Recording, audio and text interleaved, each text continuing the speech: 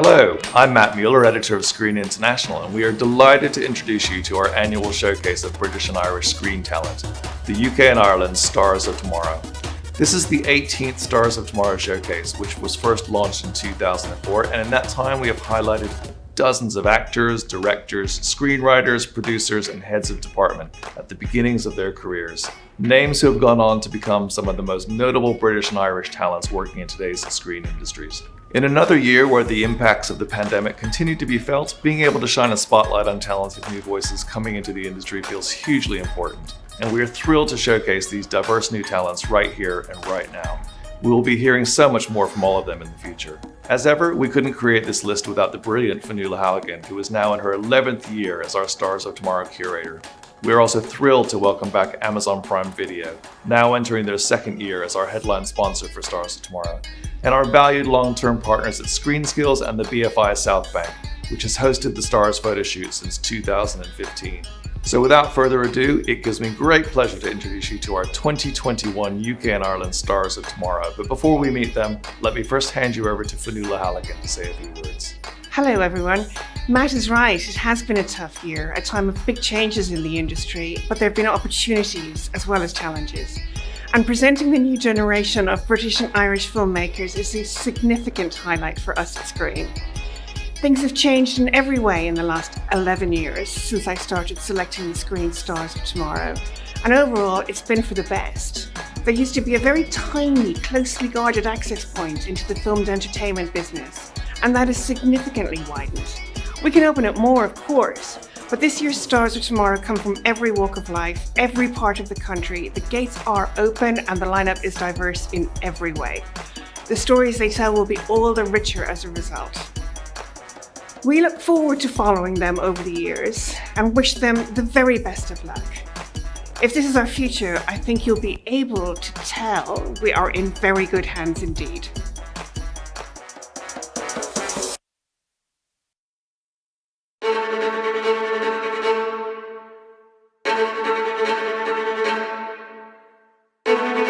Hi, I'm Georgia Brown, head of Amazon Studios Europe, and I am so happy to be here for the second year in a row representing Prime Video as the headline sponsor for Screen International Stars of Tomorrow. I'm responsible for overseeing the development, production and ultimate output that comes from our studios in Europe.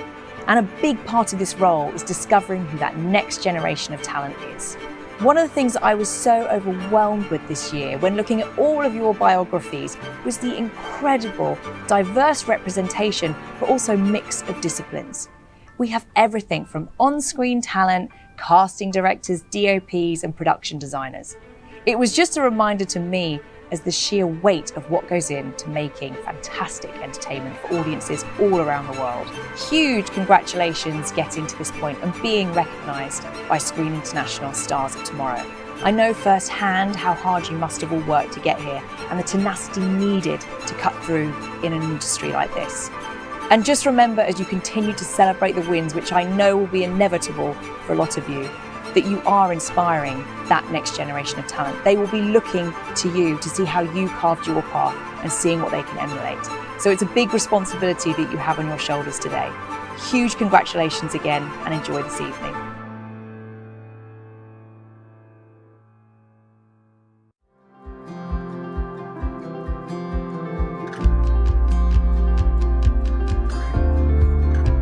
Screen Skills is once again very proud to partner with Screen on Stars of Tomorrow, and in particular for the way this initiative spotlights talent behind the camera as well as on screen. Because this fantastic celebration is an opportunity for us to talk about the work that we do in finding and developing a skilled and inclusive workforce behind the camera. As I've said before, talent isn't just about discovering natural born genius. It can be nurtured and it can be developed. And that's where we come in. We are really pleased to have played a role in supporting Stars of Tomorrow such as Claire Ann Williams and Saoirse Bacon to deliver on their promise through Screen Skills programmes such as Trainee Finder and through our collaborations with partners such as Creative England on the iFeatures programme.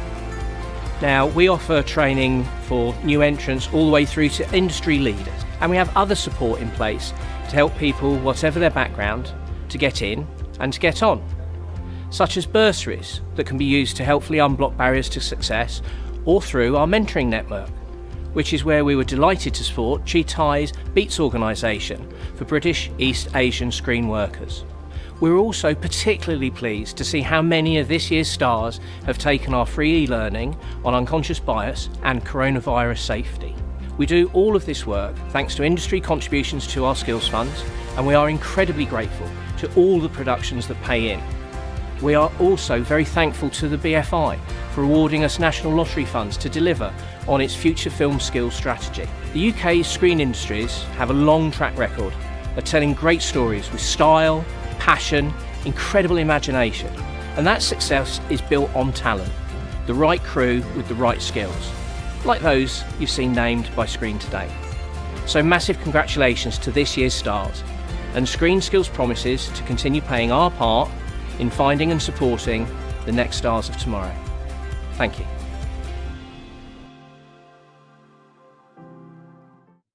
Hello, everybody. Greetings. Sorry for that short delay. My name is Matt Mueller. I'm the editor of Screen International. Thank you for joining us for this special live Screen Daily Talk to meet our 2021 UK and Ireland Stars of Tomorrow. For the rest of this hour, myself and my colleague Fionnuala Halligan will be introducing and speaking to the actors, directors, writers, producers, and heads of department that we have selected as our UK and Ireland Stars of Tomorrow for this year. All of them are emerging talents who are already making an indelible impression on the industry and ready to do so much more. And when I say we selected, I mean Finn, who, as well as being Screen's chief film critic and reviews editor, is now in her 11th year as our Stars of Tomorrow curator. So welcome, Finn. Here we are again, exactly 1 year to the day after we held a live online event to introduce our 2020 UK and Ireland Stars of Tomorrow. We enjoyed it so much, we're back again. How are you doing? We loved a live event, didn't we, Matt? And we should say that this is a live event, so please, obviously, everyone be patient with us if anything technical should happen. But yes, it's 1 year to the day, and here we are again, 2021 Stars of Tomorrow. This time they were shot during COVID restrictions, but not quite as bad as 2020. And we were never sure what the situation would be by the time it came to October, but here we are. Back to life. Here we are, ready to introduce the next cohort. Well, this year's slightly different as well, in that we will actually be able to celebrate with our stars in person as well as doing this online event. So we'll be doing that next week at the Cafe Royal in London.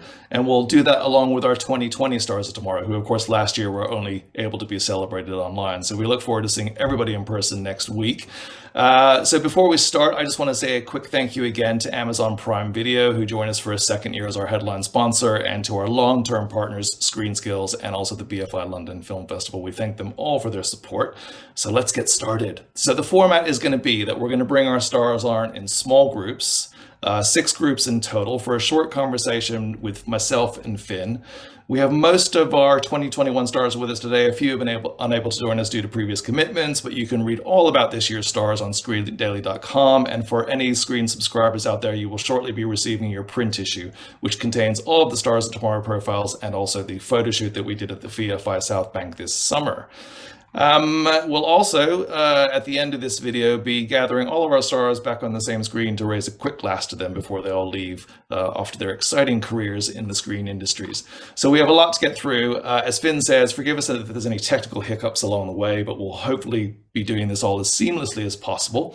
Now, what you're all here for and what you're all waiting for, we're going to start bringing on our UK and Ireland Stars of Tomorrow. Our first group to join us today includes one of our writers, directors, and several of our actors. And to introduce them to you, I will pass you back to Finn. Thanks, Matt. So for our first group, we have actors and one director. The actors are Anne Skelly, Sheila Atim, Jonathan Ajayi, Daryl McCormick, Alora Torchia, and the director Nida Mansour. Now, the reason why we have a director in amongst the actors is because Nida is currently scouting. You may be able to guess that she's on the move. And location scouting. Nida, can you hear us? Are you receiving us loud and clear from your location? Yes, I am. I'm just in a car, so hopefully it's not too weird and you can hear me. Oh no, I think it's quite atmospheric. Can we just, you obviously, you're the director of Lady Parts, which everyone loves on television, and you've done a lot before then, and now moving on to the big screen with the film called Polite Society, which I think is what you're currently scouting. So can you tell us anything about that, or in fact where you are even? Yeah, so I'm just near Battersea Art Centre, where we'll hopefully be shooting one of the sort of the final big set piece. And a bit about the film: it's an action comedy about two sisters. So there'll be like lots of martial arts and some big heists. So yeah, I'm trying to sort of scale it up a bit for the big screen and just have fun. Wow, it sounds great. That's great. Thanks a lot, Nita. We can Some let you crew go now. Okay, thank you. Bye-bye. Thanks, Nita. Bye. Nice to see you briefly. Nice to see you. Good to see you. Jonathan, we're going to come to you next. Welcome. Are you actually joining us from a theatre today? Is that right? Yeah, Okay. yes, I am. Are you due to be on stage quite soon then? Yeah, quite soon. Well, Jonathan, you're in an unusual position in that you actually started landing key roles on stage and screen while you were still attending Lambda, the drama school you went to, and that included Noughts and Crosses, Wonder Woman 1984, a lead role in The Brothers' Size at the Young Vic. What did those early professional experiences teach you while you were still actually sort of learning at drama school? I think what I got from having like one foot in school and one foot in the industry, I was able to see, I guess, the bridge between, and that the only consistent thing is who you are in the midst of it, and not to lose yourself, not to lose sight of yourself, not to let the exciting flashy lights of, you know, the West End or being really nervous on set dictate who you are. You know, I really had to temper myself as I was going from set and coming back to school, you know, because it was in my final year, and that's such a sensitive time for a lot of people, and you just need to maintain a sense of who you are and just enjoy the moment, but know how to do so around in different circumstances. Well, and what are you on stage in tonight, Jonathan? Doing Hamlet back at the Young Vic. Yeah, with Chris Jumbo. Yeah, playing Laertes. It's nice to be back on the stage. Fantastic. It's been a while. Well, good luck trading the boards tonight, and thanks for joining us today. Will we see you at the end, or do you have to head off now? We'll see. I don't have to be Spider-Man yet, so okay. we're all right for now. All right, great. Thanks, Jonathan. That's Kush Jumbo, who is a former star of Tomorrow, actually. I was reading her reviews today. It sounds like she's done incredibly well with Jonathan there. But I'm going to move on and introduce Anne Skelly, who's the Irish actor. Hi, Anne. Hey, how's it going? Very well, thanks. Where are you dialing in from? Well, my cousin's bedroom, so the glamorous lights of there, I suppose, with the curtains drawn, trying not to give away the background and the messy room and whatnot.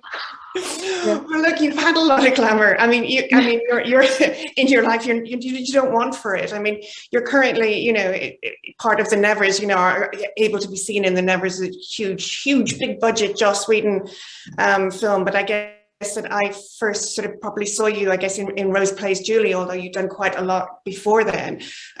How does it work for you in terms of going from one extreme to the other, the small, intense, independent film, and then the sort of giant TV show? And where is it that you'd like to end up in that spectrum? Oh, well, it's funny because I've always done quite dark, I suppose, being in quite dark worlds and very troubled characters and things like that. So I've only known the kind of, I don't know, smaller budget stuff, or like maybe more indie kind of stuff. And now kind of feeling plunked into the otherworldliness of this like HBO colossal series. It's like, it's hard to equate the two. It's nearly like the left and right part of your brain need to be sewn up somewhere in the middle, because it can feel so different sometimes. I've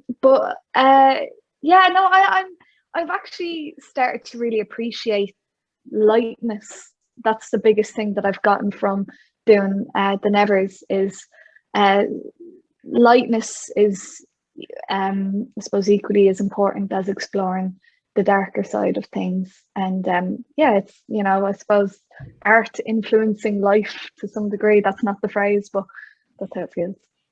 Wait, do you know if you'll do a second series as an Evers, or is that still up in the air? Well, we're just finishing the second half of the first season now.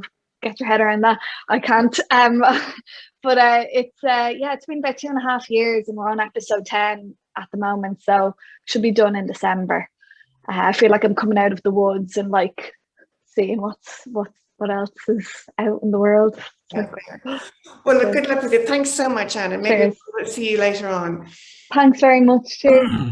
Thanks, Anne. And Daryl, we're going to come to you next. So, as well as appearing in Peaky Blinders and Irish comedy Pixie, you have a big role coming up in Sophie Hyde's Good Luck to You, Leo Grande, in which you not only share the screen with Emma Thompson, but apparently you also shared a COVID bubble during the production. Can you tell us a little bit about the experience of shooting that film with Emma? Yeah, it was a quite special experience.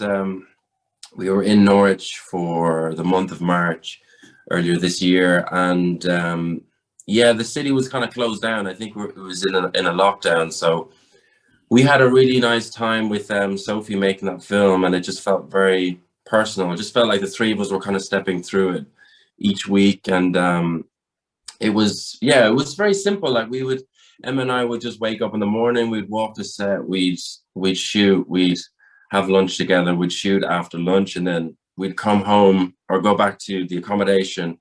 We used to have this thing called a dog basket, which we would run the lines for the next day, kind of like lying head to toe, like on the bed. And yeah, it was a beautiful experience just to be able to get to know Emma quite personally, and just to kind of hold a film between the two of us just taught me quite a lot. But yeah, it was quite special. Yeah, sounds amazing. Well, we'll look forward to seeing that very much, and hopefully you're going to hang around till the end as well. See you. I will. Yeah, great. Sheila, Atim, can I move over to you and introduce you to everyone? We're so pleased to have you on the Stars of Tomorrow, and of course, it's a difficult one because you've been a star of theatre for quite some time. You're an award-winning actor, girl from the North Country. There's so much that you've done on the stage and that you've continued to do with Constellations, but yet at the same time, you've been moving over to TV and then, I believe, film. So can you sort of tell us what you're up to at the moment? And what your immediate plans are, so we can get a kind of pin you down a little bit. Yeah, so I'm currently in Mississippi, working on a film project that I don't think has been announced yet, so I don't know if I can say what it is, but it's a beautiful indie project. And then I'm also in preparation for a much bigger project in terms of scale, the film The Woman King, which is starring Viola Davis and Toussaint Bedu, and a wonderful cast with Lashana Lynch and Adrian Warren and John Boyega, about the female army of ancient Benin, the Dahomey Kingdom. So that's what I'm doing. I'm kind of stuck in between these two films, which are very, very different. One requires lots of training and requires me to look like a warrior, and the other really doesn't. It sounds like you're at a sort of a pivotal point in your career. I mean, how do you feel comfortable about the idea that you're a stage and you can, because you're also writing as well? Mm-hmm. Yeah, I'm really excited about this kind of point that I've reached, because all of my life I've really tried to keep all of my interests going, but also to keep trying to expand, and explore my own horizons and see if I can broaden myself. So being able to, start mainly in theatre and now move more into screen, and now really explore writing in a kind of more considered way, is something that I'm really looking forward to being able to juggle all the three of those at the same time, and maybe other things. I'd love to try directing, I'd love to try producing. I don't know if I have the time, but I would love to try those things. Sounds like you're very busy. Thank you. Yeah. Thank you very much for calling us. I didn't realize it was Mississippi you were in. I understood you were in the United States, but I didn't realize you were there. Thank you very much. I understand if you can't stay on for the rest of the hour, but I'll see what I can do. I might still be about, but I might be off to set. So yeah, but thank you for having me. Thank you. Thank you. Thanks, Sheila. Well, Laura, speaking of Globetrotters, I'm coming to you next. First of all, I love your name. So I know you had a very nomadic childhood, living in lots of different countries, from Sri Lanka to Japan to India. You've appeared in French language projects as well as English ones like Midsummer and Ali and Ava, the Clive Barnard film. Would you say there's an advantage, or do you see an advantage that internationalism has given you in terms of going out for UK projects, or what do you think that lends you in terms of being an actor and sort of expressing things on screen? I think I really enjoy doing work that speaks of sort of the everyman story, or something that everyone can connect with. I really like projects that are quite circular in that sense. So there's something quite wonderful about working in different countries and working with international artists, because they bring something different to the table, something that perhaps you don't expect as much, or you're not anticipating because you've sort of lived in a language for a fair bit of time, so you're expecting that to come back. So I always find it's just one of those things that you're sort of constantly battling a different way of communicating and learning and adapting, which I suppose I have naturally because of how I grew up. And I find that really comforting when I find it again in my work. So yeah, I would say that that's what it is. But it's funny because even though they're so different, I would often say that at the heart of it, the work is always somewhere the same. So yeah. And what are you working on now? Are you doing anything at the moment? I am currently in training for an indie project. I'm shooting in November in Scotland. It's going to be very wet and a lot of sort of wetsuit action. So I'm doing a lot of bouldering and getting over my fear of heights. So yeah, I'm doing that at the minute. Sounds exciting. Well, good luck with that.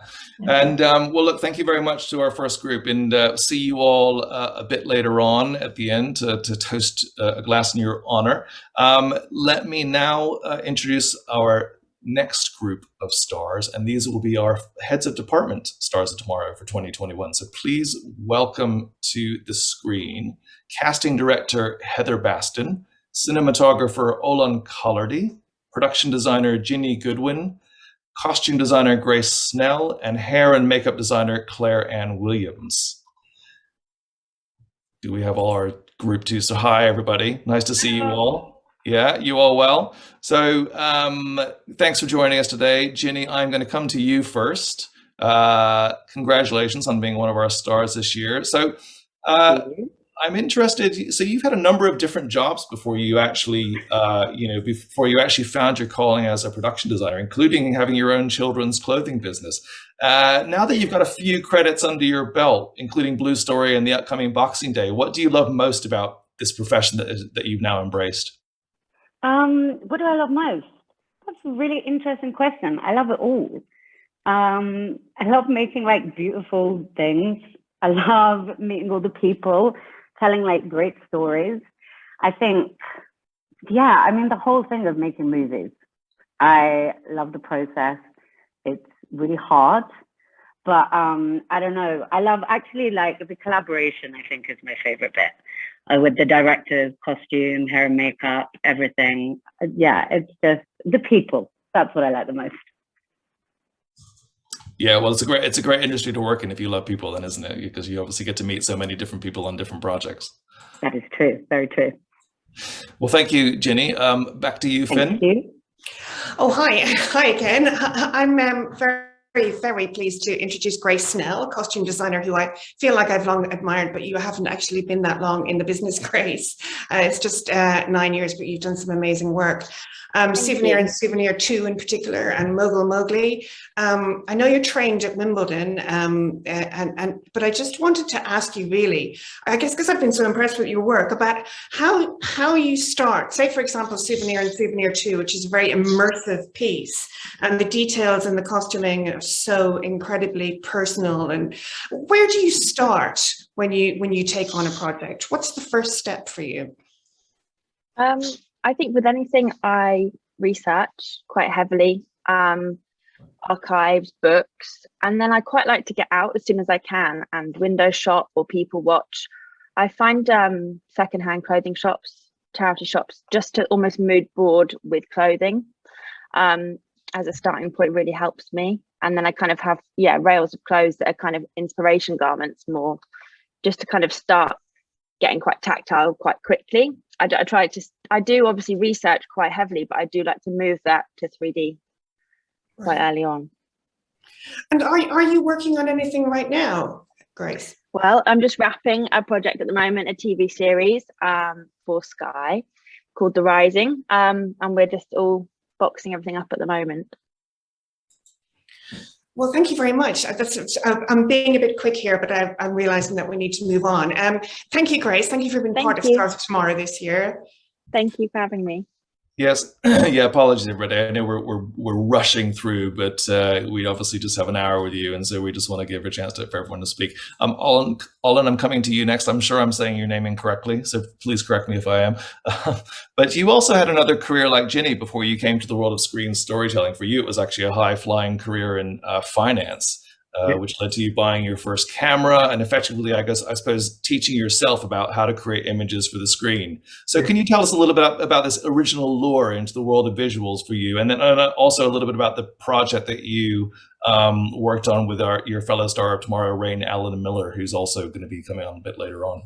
Oh, yes, sure. So, yes, for me, the lure of image making stems back from my childhood. I have dabbled in all forms of creativity right from when I was probably 5 or 6. And I suppose that stems from being like a middle child where you're not like the really important one and you're not the first and you're not the last. So you have to, I guess, preoccupy yourself by entertaining yourself. So for me, my interest stems, from, drawing, painting, photography, down to world building. So that's, I would say, wardrobe, textures, production design. So for me, when I get floated a project, I'm kind of thinking about the world. So I want to know what the music is, what is a wardrobe going to be like, what colors, the color palette. And I think for me, that's how I'm able to conjure images up front. And so I think I'd like to call myself kind of like a holistic artist or cinematographer. And I think that's what really drew me into Rain's project. I mean, Rain, for those who know her, she's someone who's very, she's really into her world building and cares about every facet of what appears on screen. So for me, it was an amazing collaboration, just working with someone who cares about the image as much as I do. Fantastic. Thank you. Thank you very much. I think it's my turn to introduce Heather Bastian, who I'm delighted to introduce because I think I wanted Heather to be in Stars of Tomorrow for a while before you finally got in. And Heather, you've been doing amazing work over the last couple of years, really going from strength to strength. You've got 2 big projects sort of on the cusp of coming out at the moment, which would be Rob Savage's Dashcam. He's a former star of Tomorrow, and Andrew Cumming, who's a star of Tomorrow this year, his film The Origin. And I know you've trained for years under various well-known casting directors in the UK, from Des Hamilton to Cormac Cochrane, but I think you're working now in a different time, or do you feel you're working in a different time between the changes in attitude to casting and also working in COVID? How do you feel about your industry at the moment? I feel like, there's certain projects where, some filmmakers may want a certain level of authenticity in the casting now. And it really is there is a big conversation around authenticity and also giving actors more opportunities and bringing non-actors into our industry as well, giving them a stepping stone. I feel like that is a big change. And I'm always kind of navigating, you know, if I'm working with non-actors or trying to cast non-actors, for example, I'm always trying to navigate like how you do that ethically, how they can sustain a career after the film.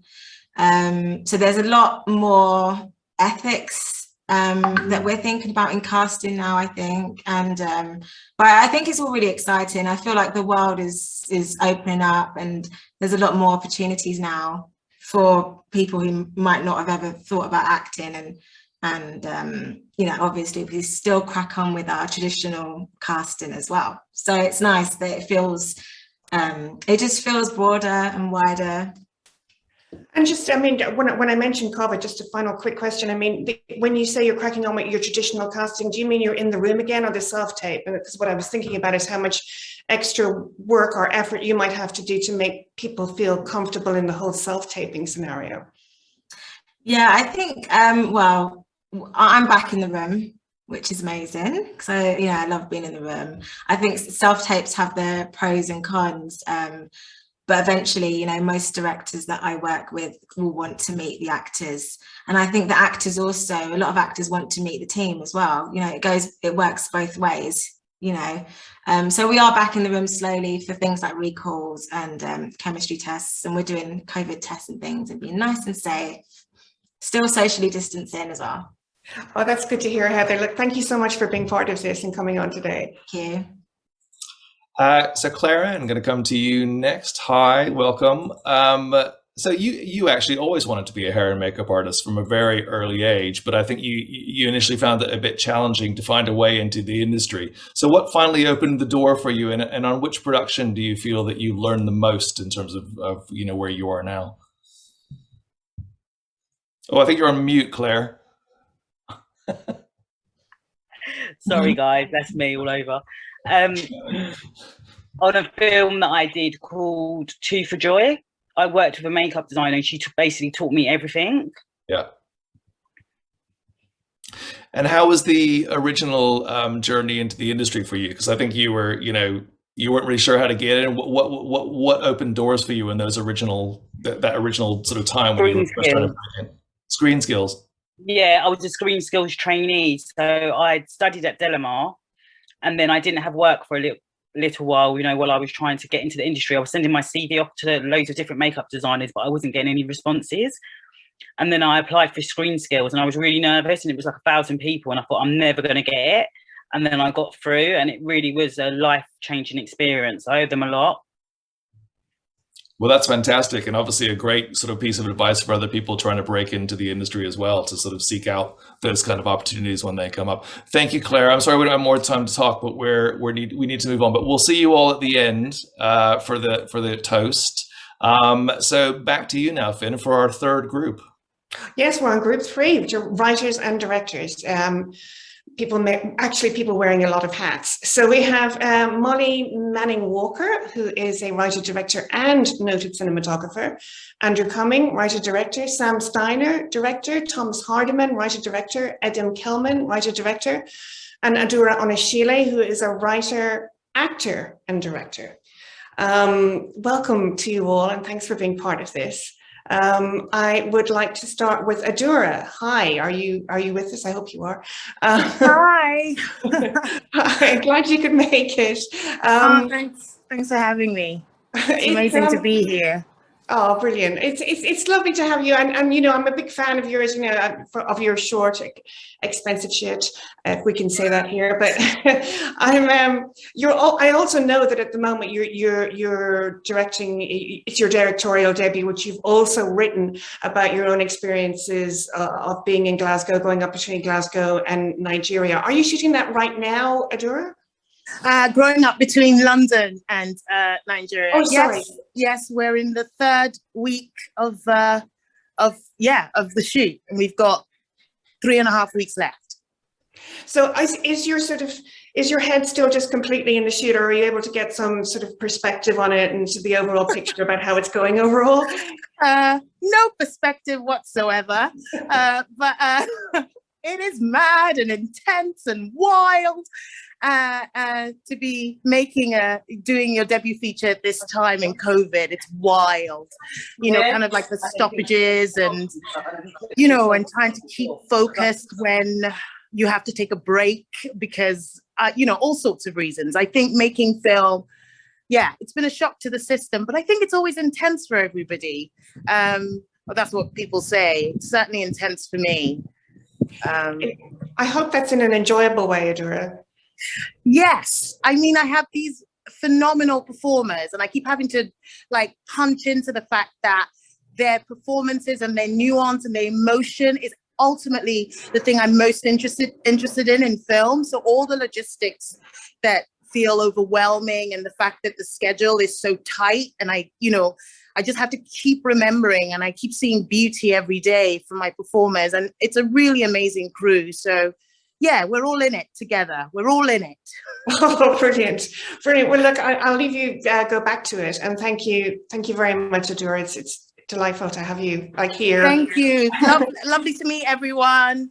Congratulations. Bye. Thanks, Adura. Thanks. So, Molly, I'm going to come to you next. Hello. Hello. So you're what we describe as a multi-hyphenate in that you're a writer, a director, and a cinematographer. So you're DOPing actually on one of our 2020 Stars debut features, Charlotte Reagan's film, and also your debut short as a director, Good Thanks You, was selected for Cannes Critics Week. Are you quite committed to continuing with both creative disciplines in your career? Yeah, definitely. I would love to carry on doing both. I mean, let's see how the world accepts that. But yeah, I think of myself as a collaborator more than anything. So, if I can carry on shooting and directing, then that's a dream come true.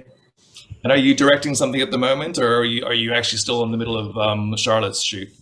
No, we wrapped Charlotte's a month ago. So yeah, I've been taking a little bit of time out, and then we scouted the feature that I wrote in lockdown in Magaluf last week. So yeah, different things are happening. Yeah. Great, exciting. So you might shoot that this year, you hope? Not this year. Okay. No, probably next year. Yeah. All right, good. Well, lovely to have you here, Molly, and Thank you. We'll see you later on for the video shoot. Andrew Cumming, can I introduce you to everyone? Feels like a long time since I saw your short at the NFTS. It feels like, and you're on the cusp. Well, it's finished. You're about to release your first feature. So I want to talk about that a little. It's a Paleolithic horror called The Origin, shot in Scotland. And can you tell us a bit about it? Yeah, I mean, you've covered it pretty well. It's set 43,000 years ago. It's about a small ragtag tribe of 6 who are trying to discover new lands to see another day, and they encounter for lack of a better description, an ancient and unknown evil that runs amok. So that's it in a nutshell. Sounds simple when you say it, and then you shoot the thing, and yeah. You have to tell everyone about your own language that you created for. Yeah, so there's times where you go, oh, maybe this should be in English, and and that kind of faded away quite quickly while we were developing the script.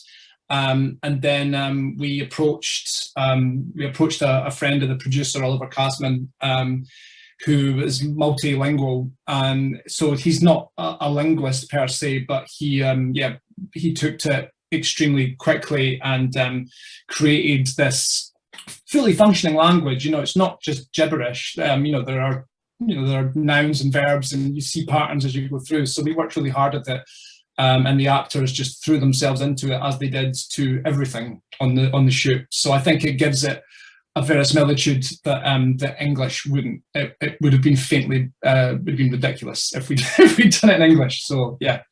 Well, we're hoping, fingers crossed, that we get to see this early in the new year. That's correct. I think the last time I spoke to you, we're hoping for a festival launch, maybe. Yeah, that's the plan. I think a festival would be great, and then the strategy for release will roll on off the back of that. Okay. Well, good luck with it. And thank you very much. So next we come to Sam Steiner. Sam, are you here? Hi, Sam. So you have a multitude of writing projects on the go, including you're collaborating with the Greek director of Apples, Christos Nikou, on his new feature Fingernails for Kate Blanchett's company. You've also got the horror film Banquet, which you set up at David Yates's company. So I just wonder how you, as a writer, balance working on a number of different projects at once, while presumably always kind of looking for new original ideas to you know, that you want to pursue as a screenwriter. I struggle. It's, I think what I've realized in the last couple of years is, like, the nice thing about those two projects that you mentioned is that they are so different. They're like you know, one's a kind of like absurdist rom-com thing, and one's a horror movie. And I think that's the only way to really stay sane, is to just try and do things, try use different bits of your brain, and collaborate and work with people whose tastes are different and who are brilliant in their own unique ways. And I think each of them in their own specific challenges has made the other one better, because those two have been really written in parallel, and so it's been really enjoyable to write such different things in over the same kind of time period. Yeah, and do you have a new idea that you're working on that you're spending a lot of time thinking about, or this coming up soon? I do, yeah, it's and it's nice to go back to kind of the drawing board a little bit, because those two projects are long in the works, and there's this other film that I'm doing with Sunny March that's also been in the works for ages. So I've got a kind of like small little flame of a new idea that I'm trying to like outline at the moment, which is really exciting. Well, best of luck nurturing that flame, and we'll look forward to hearing about it when you're ready to talk about it. So yeah, thanks for joining us, and back to you, Finn. Thanks, Matt. Thanks, Matt. Well, I'm going to call up Thomas Hardiman, say hello to Thomas, and thank you for being part of the A team, the Stars of Tomorrow 2021 team. You have a long. How you doing? You have a long background in the arts. You know, you've been working in it consistently. In your education, and you've worked in all sides of the film business, really, from what I could tell. You know, to the point of being an assistant to people making films, and now you've made your own feature debut, Medusa Deluxe. I guess I'm going to ask you two questions. One is to tell us a little bit about Medusa Deluxe, and secondly, to sort of how did you feel going into it in COVID? Did you feel that you were totally prepared from all that time you'd worked as people's assistants and around the business? I don't know. I was getting flashbacks a minute ago, sort of seeing a juror on set. You were kind of going, "Oh my god, it's a total nightmare." You're waiting for all the results to come in, and you're sitting there going, "I know that location's going. If we don't get everyone through, we're sort of lost here." So it's horrendous. But you've got such an unbelievable sort of amount of people helping you. You rely on people, and you try and kind of keep the buzz going. And I mean, it was a joyful experience. I just got so much to thank people for, really. I was sort of happy the whole way through. And it's a funny one. The film itself, it's a murder mystery set in a competitive hairdressing competition. And it's about hairdressing. My mum's really happy because she got a mention in the kind of write-up, and that's kind of made her day. So, sorry, next. Shout out to the mum is always appreciated. Oh, actually, also the other thing I was going to say is I didn't realize Screen Skills were involved in this, because we actually had a guy called Dylan was on our AD team, because we were part of the program and everything. And I bumped into him yesterday. He's gone straight from that to Bridgerton, and he's kind of like going leaps and bounds onwards. It's amazing to see. I was so sort of happy for him. He was such, you just get a presence on set and you like so much, and it's amazing to see him going places. Oh, that's great. Another shout out to Screen Skills. That's brilliant. Well, look, thank you, Thomas, and we'll sort of say goodbye to you later, I hope. Matt, back to you. So next up in our this current group is Edem. Edem, are you here? Hello, Edem. Hi. How you doing? So you were born in Paris, but is it fair to say that London as a city has become an inspiration to you as a writer? And how is that reflected in your debut feature, Duke, which I know you're writing right now with Film 4 backing it? Yeah, so I mean, I was born in Paris, but I moved to London fairly early on. And then I moved to Bedford, and then I came back to London. But as I was getting older, I kind of reflected on my parents' experiences in London, kind of how it was formative to them, and kind of how part of their evolution or kind of progression in this country meant leaving London. So it's kind of just being in the thick of London, I kind of was inspired by that. And just in general, I kind of just connect with being outside and kind of the people that I meet and the stories that I hear. You know, I can't really conjure up any kind of ideas on my own. It's always kind of experiential. So yeah, that's kind of what London speaks to me for about. Yeah. And you say you're going to shoot a short version of Duke before you make the feature. Is that correct?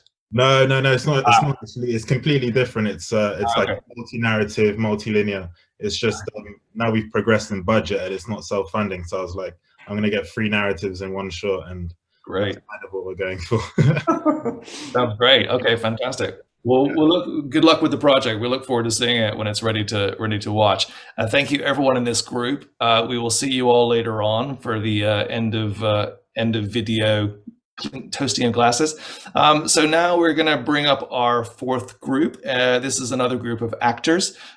This time we have Amir El Masri, Thomas Doherty, Talisa Texera, Jake Davies, and Aaron Pierre. Welcome to all of you. Congratulations on joining us as Stars of Tomorrow for 2021. So I am going to start with you, Amir. Nice to see you. Hi. How are you doing? Yeah, really good, thanks. Please excuse Good. the noise in the back. I'm actually on set, which is they've kindly given me this shirt to wear to look a little presentable. You can tell us a little bit about that project, but I want to talk to you first about Limbo, because that was one of the films that obviously last year really grabbed people's attention. Your performance really grabbed people's attention. I wonder if you can tell us a little bit about whether you can really feel the impact it's had on your career, and has it widened the variety of roles that you're being seen for now? Absolutely. I mean, it's very rare to be considered as a leading man, for a very long time in my career, and to be given that opportunity whilst I'm still young, it's I leapt at the chance for sure, and it's opened me up to all different kinds of roles. So I'm very, very, very privileged. Fantastic. And so what's the project that you're making now that you're on set for? I'm not allowed to say. My producers, I was begging them to tell me, but for me to get permission. It's a Netflix series, and it's a very popular one. Yeah, I think you might know it. So okay. I won't throw any names at you just to flinch. So so we'll leave it there, Amir. But very nice to have you here today. Thank you very much. Nice one. I am wanting to introduce now Thomas Doherty, who is on the line from Brooklyn, I believe and hope. There's so many spots on the screen, I can't see you yet. Thomas, no, I'm not in Brooklyn. I'm in Budapest. Oh my goodness. Well, apologies. Another place completely. Well, oh yes, of course. Yes. But you are currently on our screens in Gossip Girl, of course, on the BBC. And can you tell us about what you're shooting in Budapest? Are you allowed to do that yet? Yeah, it got announced today. I'm doing a film Sony Pictures is doing called The Bride. Natalie Emmanuel is in it. So yeah, it's really. I was actually getting on a flight to Spain on a family holiday. And I got the call, and then 4 days later, I'm in Budapest. Wow. Life in the fast lane. Yeah. Thomas, it sort of feels like we might have lost you a bit to the United States. You sort of, you're no one can tell that you're really from Edinburgh. When we see you on the screen, will you come back, or are you gone for good? Don't worry, I'll come back. I'll come back then. Yeah, no, I've just been so fortunate out there, and it's kind of I've been really lucky, but I've got amazing reps back in the UK. So yeah, I would love to come back to the UK and work here and kind of balance it out. What's the goal, Thomas, for your career? I guess I just want to keep on doing, but for me, acting, it's just really, really fun. And I love playing characters, and the more opportunity that I get to play fun, interesting characters that will resonate with different audiences and kind of hopefully question people's preconceived notions. I mean, that's kind of all I want to do, and I mean, I've been so fortunate thus far in my career. So, well, look. Thank you very much. Thank you for dialing in from Budapest, and good luck with the shoot. thank you, and congrats everyone else. So next up we have Talisa. Hi, Talisa. Are you there? Hello. Hi. So, Talisa, you were born in Bradford, raised in Brazil. Before moving back to the UK, you've had key roles in TV series Anne Boleyn, Trigonometry, and you are now going to appear in the forthcoming Ragdoll. What can you tell us about the most recent project, and what kind of roles are you looking to play in your career? Well, Ragdoll is Sid Gentle's most recent show. It was just such a dream to be able to play a character that was so, I mean, in the writing it was already diverse, which I think is so important for me, not feeling like I've been shoehorned in to storylines. Freddie Seinborn's writing in it was extraordinary. I play a police detective who may or may not be good at her job. I don't know, it's questionable. But it's less of a story about whodunit. It's more of a psychological thriller about the characters going a bit rogue and Judgment, really, who is actually the mad one. But what was the other question that you had? What kind of roles are you looking to play in your career? I mean, do you have a very sort of set idea in your mind, or are you just very open to what comes your way? Yeah, well, I'm hoping to kind of maybe create some stuff of my own. I've dipped my tiny little toe in the sea of what could possibly be directing or writing. And I think it'd be quite nice to tell some stories about being mixed race, about Brazil. I think that's possibly missing a little bit in what I've seen, especially Brazil. So it'd be really nice to be able to expand into that realm. Excellent. So we might see you writing and directing in the future as well. I wouldn't swear by it, but it'd be nice, yeah. Well, good luck with everything, Talisa, and lovely to have you here today. Thank you for having me. Hi, it's my turn. I'm back again to introduce Jake Davies. Jake, are you there? Hello. Yes, you are. Hello. Welcome. Thank you for being part of this STARS program. I know that you've been in the business for a while. You went to the Brit School, but I think what people are probably going to see you the most for, or pay the most attention to, really, is a film that's premiering at the London Film Festival next week, which is Phantom of the Open, and it stars Mark Rylance and you. It's Jake. Could you tell us a little bit about that, because I think that's where most people will see you. Yeah, it's a film that's like based around, there's a guy in the 70s who entered the British Open who'd never played golf before, and he got the worst score that was ever recorded, and they kept trying to like kick him out of the British Open, and he kept coming back in different disguises and different pseudonyms and stuff. So it should be quite, Craig Roberts is directing it, and his stuff always, he's a brilliant director, and aesthetically looks quite amazing of that era. I think it'd be quite interesting. And it's like a comedy drama. And I play his eldest son, who is kind of maybe a counterpoint towards his desires or trajectory in the film. I've seen a scene where you kind of go head to head with Mark Rylance. Is that an intimidating thing to have to walk onto set and pull out of the hat? Yeah, well, yeah, flipping, you got Mark Rylance there, who's amazing, but yeah, well, he's really generous with his offerings. You know, he's really there to tell the story, and you really feel that when you're working with him. And you're trying to kind of find it together, and he feels very present. So, if anything, it kind of makes it a lot easier on your part, because you just have to listen. Well, brilliant. Have you got anything that you're shooting at the moment in any exotic location like the others, or are you? Not exotic. I'm going to Manchester tomorrow. Could be exotic. I'm doing a little something in a BBC thing, but yeah, that's all at the minute. Okay, well, look, good luck with everything, and thanks again, Jay. Good luck Thanks with the for having premiere me. next week. Oh, thank you. Thanks, Finn. Thanks for having me. Well, next up in this group, we have Aaron Pierre. Aaron, are you there? Hi. Welcome, Aaron. You caught Barry Jenkins's eye when you were on stage at the Globe playing a role in Othello, and he subsequently cast you for one of the lead roles of Caesar in his Apple TV series, The Underground Railroad. So that is a quite exciting trajectory to be discovered by a director on stage in a play. Can you tell us a little bit about that whole experience? I mean, including on the shoot itself, how was that for you? Yeah, and it's actually on Amazon, but yeah, it was a great. Sorry, Amazon, my bad. No, it's a bit, yeah, it was, yeah, that was a really sort of unique experience, you know.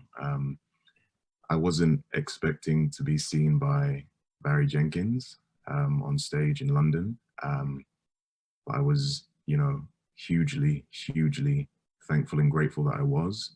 And soon after the show that he saw, he sent me a direct message on Twitter and was like, hey man, like, let's do something. And I said, yes, please. And, you know, we did it, and it was just a wonderful experience. And we all had the same objective, which was just to tell the story of these incredible individuals as authentically and as truthfully as we possibly could, and honor those individuals. And I hope we did that. No, you absolutely did. It's an incredible series for anyone who hasn't seen it. Very special series, and congratulations on your performance in it as well. And I understand Barry has actually since cast you as the voice of the young Mufasa in his Lion King prequel. Is that right? Yeah, it's a dream come true. So you know, I can't say too much, but yeah, it's I feel very blessed and very grateful, and yeah, I'm just happy to be here, you know, and thank you for having me. Thank you, Aaron. Well, lovely to have you here, and we'll see you at the end, I hope, for the final sort of group shots. So see you then. Thanks, everybody. Yeah, I'm on set, so I'll try to stick around. But yeah, but thank you for having me. All right. Thanks, Aaron. Thank you. Back to you, Finn. Yes, I think we're already on the point of running over. So the next team I have are team producer, director, writers. We have Chitai, producer, Soraka Bacon, producer, the writer Genevieve Barr, writer-director Sophie Littman, producer Sam Tipperhale, and the writer-director Rain Ann Miller. Thank you all for coming, being part of it, and being here today on this rather longer than we thought broadcast. But that's the fun of live broadcasting. I'm going to start by saying hello to Soraka Bacon. Soraka, thanks again for coming on. I'm going to put you on the spot really and sort of explain to people that you have two sort of production companies or production initiatives going on at the moment, that you've got your own label, Try Hard Films, and then you're working with two other producers on a label called Teen Club, and you also have, you know, quite a long track record with producing, you know, very ambitious and brilliant shorts, particularly from Harry Lighton, who's former star of Tomorrow. Could you sort of give us your mission statement as a producer? Very good question. I suppose they're quite different depending on which company we're speaking about, but I think Teen Club was set up during lockdown with two very dear friends of mine as a kind of out of frustration that we were sort of in an era of films about gay women that were specifically women wearing bonnets from the sort of 1800s, and we were just quite tired of seeing the same narrative over and over again. So I thought, well, if we're gonna complain about it, why don't we just have a go and see if we can make our own high school teen movie? And so out of that, Teen Club was born, and its kind of mission has always been to kind of create youth focused Gen Z content for an international audience and just make that popcorn cinema that we didn't have growing up. And that is totally exciting for me on the one side of my kind of commercially minded brain, and maybe the side of my brain that might end up, you know, making me some money at some point. And then my other side is my more kind of ambitious, not more ambitious, just slightly more invested in kind of smaller stories or kind of more character-led, emotional things that kind of don't really have a sort of genre specificity, but I guess I'm just excited and interested in characters that kind of surprise and entertain, and it doesn't really matter what that story ends up looking like. So whether it's a pregnant criminal on the run, or like a story about coercive control, or refugee stories, I'm sort of just interested in putting characters on screen that just like continue to surprise us. Oh, brilliant. Thank you, Circa, and good luck with everything going forward. Thanks so much. Thanks for having me. Thank you. Sam, we're going to come to you next. Hello, how are you doing? So you've had experience. Yeah, good. You've had experience working alongside Deborah Hayward at Working Title, Pippa Cross and Jeanette Day at Cross State Productions, where you also worked as a head of development and production. Now that you're branching out on your own as a producer, what have you learned from the people that you've worked with so far that you're going to take forward with you? I think I can only talk for Jeanette and Pippa at Cross State, because I was only at Working Title for about a week or two. But I think what I learned from them is just the sort of looking at every single project. I think they worked with such a diverse slate. You know, that's both budget size, but also taste. So I just remember we're always looking at a lot of stuff and sort of understanding the benefits of different types of projects. And I think I've definitely, on the stuff I'm doing at the moment by myself, taken on that sort of mantra. And also just the sort of, I think they both worked exceptionally hard. And whether it's doing like, you know, the legals on a film or arguing the gaffer about overtime, like they're always doing that. So I think, yeah, I think both those skill sets, hopefully I'm going to try and sort of emulate going forwards. I know you have an absolute ton of projects in development. I wish we had time to talk to you about them, but I'll just tell people to go to your Screen Daily profile and hear all about Sam's projects, because there are a number in the works, I know. So thank you very much, Sam, for being here today. Back to you, Finn. Hi, I'm Genevieve Barr, who I want to introduce to everyone. She's an actor and a writer. I don't know if I said actor before. I think anyone who saw her in the 2010 miniseries The Silence would never forget her. And she's since worked on Jack Thorne's miniseries, The Accident. And as a writer, she's been working a lot with Jack Thorne. She's had a short on the BBC. Genevieve, you work as an actor and a writer. So I'd like to know what your long-term goals are in relation to your career, or what you want to achieve. I suppose that my route into writing kind of came from my experiences in the acting industry as a deaf actor. I think disability is the forgotten diversity, and I actually think disability is a really exciting space.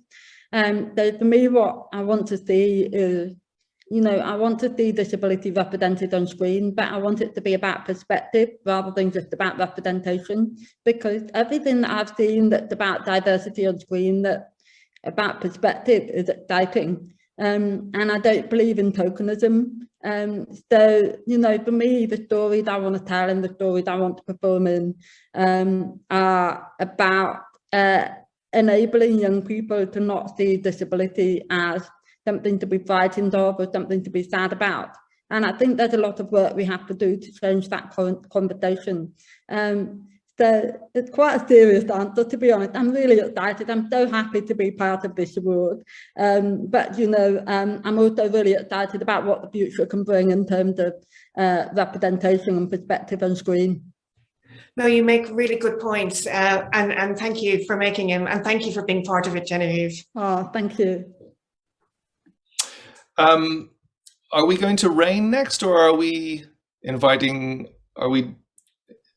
I know we have someone who has to leave, right, Finn? I think we've been told no, we're going to Rain next. Okay, apologies everyone. Rain, apologies to you. Are you here? It's all right. I feel really special. So. Yeah, sorry. Sorry, Rain. Rain, I've been waiting to speak to you. I've been waiting to speak to you, so I finally arrived. No, I'm joking. It's fine. Nice to see you again. I know I met you briefly on the photo shoot. So I want to just ask a little bit about your debut feature as a director, which is, I know, backed by BBC Film, the BFI, Searchlight Pictures, and it's a romantic comedy that was originally set in North London, but that you relocated to South London, presumably with an eye to making it a bit more personal. First of all, does it have a title yet? Because I know you weren't happy with the original title. And what can you tell us about how you changed the story from the different parts of London? Well, I don't know if I can actually tell you the title. It's sort of internally signed off, but I'm not sure if I can say, but let's just say that it's a very South London title. Okay. like quite specific. Let's say the South London version of Notting Hill. Okay. All right. But yeah, I mean the film, to sort of changing it, the location, I guess, was kind of, for me, to sort of touch on films like Notting Hill. I felt like there wasn't really a romantic comedy that represented the world that I know, and sort of North London didn't really do that for me. I think South London is a underrepresented or misrepresented part of London. You think of hoodies and kind of very annoying stereotypes, and I wanted to show the South London that I know and love, and sort of grew up in. I mean, I was born in Manchester, but I moved to London when I was 12, so I'm a Londoner at heart. But yeah. And when might we see the film Rain, whatever it's called? Hopefully soon. It's we've got a decent edit. We've tested it. It's done really well. I think probably next year. We've got a few little bits to iron out, and there's quite a lot of VFX. So yeah, hopefully next year. Great. Well, look, all best luck finishing the project. We look forward to hearing what it's finally called and also seeing it when it does come out. Nice to see you again, Rain. Nice to see you. Thanks. I'm struck, Matt, about how many kind of interesting projects we're going to be seeing on screen, and so many different representations. It's brilliant. It's really brilliant. And in that vein, I guess it's my pleasure to introduce Chi Tai, who is a producer, and in fact has a. Is it in production now, Chi? Is it a Raging Grace? Is that in production? We're in pre-production at the moment. We're going to be filming from 1st of November. So I'm crunching right now. Well, it's a horror film. It's backed by Shudder, and it's about a Filipino immigrant. Is that a Filipino immigrant in the UK? An undocumented migrant in the UK? That's correct. Yeah, it's about an undocumented worker who had a daughter in the UK, and it's definitely a horror, but I say it's a horror with a small h, and because I think when you are an undocumented worker, your situation naturally is a hostile environment. There's no kind of supernatural kind of forces at play. It's just the forces of society and power, upon this person. Yes, no, that's absolutely that's terrifying enough in itself. Yeah. I know that you're interested in keen in finding roles for British, Asian, and Southeast Asian talent, and that's one of your driving ambitions, really. And your production company is called Last Conquer. So can you sort of put it in your own words, really, rather than have me put it in your mouth about what you want to do? I kind of find a lot of common ground with what Genevieve was saying. Was like, I kind of feel I'm here, and there's a mission, which is to really kind of work with filmmakers that come from the British East and Southeast Asian diaspora to tell those kind of stories that center those things. And they all come from a place of, perspective. We get the representation through the perspective. I think that's a really kind of lovely kind of nuance. And that's what I'm about. Stories about that, filmmakers who want to do that, but also do it from, a real place of authenticity. So it just means, the kinds of filmmakers I work with, as well as the kinds of stories, are specific in that sense. But, it's also a really exciting place. So if I think about Raging Grace, it's the very first British Filipino film that's been produced here. That's something that's completely new, and it's exciting. It's, in some ways, it's kind of a little bit bitter, but I'm really glad that we're able to do it now. And I don't want it to be the first and last. I'm looking, to kind of build a whole movement, of these kind of films and filmmakers. Well, it seems like it's the right time. Yeah. So, congratulations and thank you. Thank you. No, thank you. Thank you. Sophie, hi, coming to you next. I know your first scripted short, Sudden Light, was selected for Cannes competition in 2020, and your debut feature, Has This Been So Before, is aiming for a 2022 shoot. Can you tell us a little bit about your interest in creating moods and worlds that I think you describe as eerie and unsettling, as opposed to being explorations of genre per se? I think you sort of don't necessarily like the word genre, but you do create this kind of eerie worlds. I just wonder if you could talk a little bit about that. Yeah, sure. So yeah, I guess they inadvertently fall into genre, but yeah, I was always just trying to create something that's full of tension and a bit unnerving. And so that's always the aim. And then if it inadvertently falls into different genres or pulls in different genres, then yeah, that's great. But and who would you say have been your influences in that regard, in terms of, like, the kind of work that you like to do? I mean, do you have any particular influences? yeah, but I always feel like a massive, feel like a sort of, to put myself in sentences with these people feels a bit like self-conscious. But yeah, I would say like David Lynch, Tarkovsky, all those classic predictable canon. So. Well, fantastic. Well, look, Sophie, we'll look forward to seeing your debut feature. You're hoping to shoot that next year then, yeah? That one's actually being put on the back burner, but I'm working on another feature that I'm very, very excited about. Okay, good. Well, we'll look forward to hearing about that when you're ready to talk about it. Thank you for being with us today, and congratulations on being a star tomorrow. Well, look, last but certainly not least, we are now going to our final group, and our final group is also a group of actors, and we are joined now by Lola Pettigrew, Kozar Ali, and Anyana Vazan. Welcome to all of you, and congratulations on joining us as Stars of Tomorrow for 2021. Lola, hi, I'm going to come to you first. So you're already having a pretty busy career. Many of us will have seen you in Dating Amber, in which you played a lesbian Irish teenager of the title. You've gone on to play Jane Seymour and Anne Boleyn for Channel 5, and you played Julia Louis-Dreyfus's daughter in Wolf, which recently premiered in Toronto. In terms of the early roles that you've played, is there one that has felt particularly significant to you as an actor or personally? Yeah, I mean, I would definitely say that Dating Amber had like a profound effect on me, and sort of was like something that led to me thinking about and giving weight to my own sexuality and sort of queerness. So that was something that was really lovely, and I met my best friend on that job. So yeah. Fantastic. Who's your best friend then? Can we ask? Shay. Okay, great. And were you able to make it out to Toronto for the premiere of Wolf? No, I wasn't. I was in New York at the time, so it's like a hop, skip, and a jump away. But no, I couldn't go. That's a shame. And are you shooting anything right now? Yeah, so I'm just about to finish off.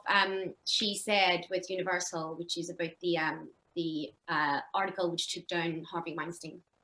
Ah, great. Well, that sounds a very exciting project. We'll look forward to seeing that. Thank you very much, Lola. Hang on for a few minutes because we haven't got long to go. It'd be great to have you on at the end. Thank you ever so much. Yeah, we don't have long to go at all, but Kozar Ali, who I'm just delighted to introduce to everyone and delighted to have in Stars of Tomorrow. Kozar, how are you? I'm good, thank you. How are you? Yeah, good. Well, happier that this is coming quite smoothly to an end. But I believe you're calling from Prague, is that correct? Yeah, we're in Prague today and it's raining. There's thunder actually. And you're shooting Dangerous Liaisons, which is a TV series. Yep. Can you talk maybe a little tiny bit about that, or is that kind of supposed to be under wraps? No, yeah, we're doing a remake of Dangerous Liaisons, but in a series. I think it's 8 episodes. It's more of like a female gaze of Camille and Lady Matoy. And yeah, I think that's what I'm going to say for now. Well, you've had big changes happen in your life. Obviously, there was Rocks, and then you start winning awards. And it just struck me when I was looking at your career that all of that has really happened for you in lockdown. You've never really kind of been back to school or been back to proper life since all that happened. I mean, Does it sort of feel real, or does it feel a bit dreamlike, or, how do you feel about going back to school when you do go back? Yeah, actually, I haven't been back to school in a while now. Yeah, it's crazy. I think it's all felt very weirdly normal because kind of have to adapt to it being normal. So even though it has all felt very overwhelming and weird, I feel very comfortable now in my house on a screen. So when we do go back to doing normal life, it's going to be really odd. Are you going to carry on? Are you going to try for drama school, or what's your hopes, Kosa? I think I'm just taking everything step by step, you know, taking everything as it comes. But in terms of drama school, I'm not so sure. I mean, drama school is amazing, and I think it definitely builds people to be incredible actors. But yeah, not so sure yet. See what happens when it happens. Look, thank you very much. Thank you for waiting patiently. Thank you. Of course, thanks for having me. Pleasure. Thanks, Kozar. And that brings us, last but not least, to Anyana Vazan. Hi, Anyana. Hi, sorry, it's Anjana. Sorry, apologies for mispronouncing. So you, like so many of our other stars, have a very international background in that you were born in India, raised in Singapore. You studied drama at the Royal Welsh College of Music and Drama. And you, of course, made a very big splash in Nida Manzoor's We Are Lady Parts, playing Amina, which is a very memorable sort of series for all of us who've seen it. So did that role tap into your own personality in some ways? A little bit, yeah. I mean, I was kind of shocked that there was a character that was into folk and country music like myself. And you know, Nida grew up in Singapore as well, and we kind of bonded over that fact. So there was a lot of like shared DNA. I mean, obviously Amina is quite a broader version of myself, but I definitely tapped into parts of myself, maybe my younger self, in order to play her. And what do you have coming up next? Are you working on anything at the moment? I am. I don't know if I'm allowed to say or not, because I don't think they've announced the cast, but I'm doing some TV. I can say it's the final season of a popular TV show, but that's all I'm allowed to say, I think. Okay, I think I might know what it is, but I don't want to say it to give it away. I don't know. Am I allowed? Should I say it? I don't know. I can't say anything. Trouble. I don't want to get you into trouble. Okay, I won't get you into We've been sworn to secrecy, I think, haven't we? It's a great series. It's a great series. Look, thank you very much for joining us. I'm sorry we have to move on because we just want to get everyone back on screen now. So thank you very much to our last group of stars.